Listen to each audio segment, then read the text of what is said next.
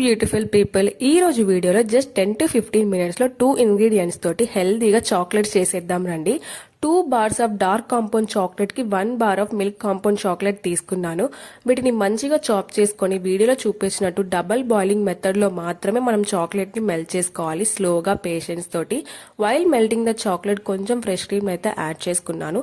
ఈ step completely optional అండి, మీకు నచ్చితే ఫ్రెష్ క్రీమ్ ని యాడ్ చేసుకోండి.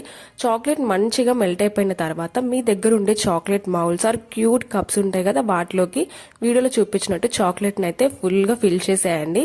నేను కొంచెం డ్రై ఫ్రూట్స్ కూడా యాడ్ చేసుకున్నాను.